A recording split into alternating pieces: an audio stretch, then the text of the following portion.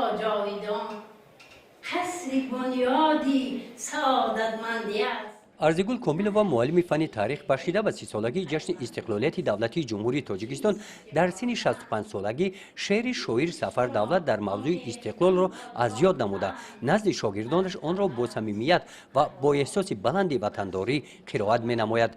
با همین مصرع‌های شعری مشغولیت تربیتی را با شاگردانش در موضوع کتاب تاجیکان کتاب روی میزی موعظ آغاز کرد.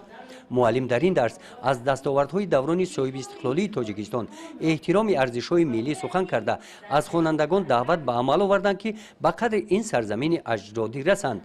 کتاب تاجیکان را ورق گردانیده با تاریخ پرافتخار خلق تاجیک از نزدیک آشنا گردند. ارزگول کومیلووا از آن خرسند است که از نام اساسگذار صلح و وحدت ملی پیشوای ملت پرزیدنت جمهوری تاجیکستان محترم امامعلی رحمان کتاب تاجیکان به هر یک عائله تقدیم کرده شد. کتاب تاجیکان را بر تاجیکان داده امروز فروزان علم و عرفان می شود از نور دیدار.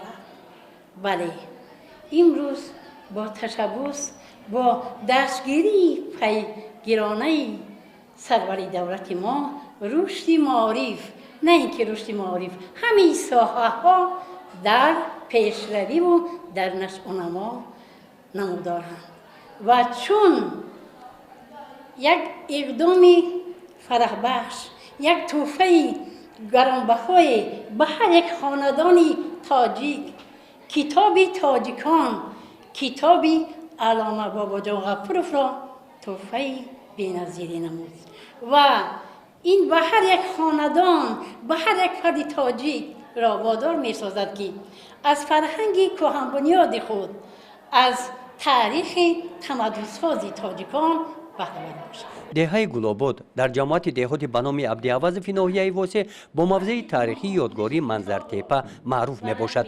این ظرف‌های کلالی با ضیاف‌ها از همان موضع می باشند. با اقدام معلمه ارزگول کومیلووا برای تشکیل آثارخانه در مکتب جمع‌آوری گردیدند. در ناحیه واسه به مثل معلمه ارزگول در مؤسسه تحصیلات میانه عمومی رقم 17 در دهه گلستان در آثارخانه کشورشناسی مؤسسه با راهبری معلم فنی تاریخ الهام حسینوف و اعضایان محفل کشورشناسی و باستانشناسان جوان زیاده از 600 نگاره‌های تاریخی گرد آورده شدند که آنها دوره‌های گوناگون تاریخ خلق تاجیک را در بر می‌گیرند. گزارش خواجه نظریف خدای نظر ظهوروف از ناحیه واسه برای برنامه اطلاعاتی نوید.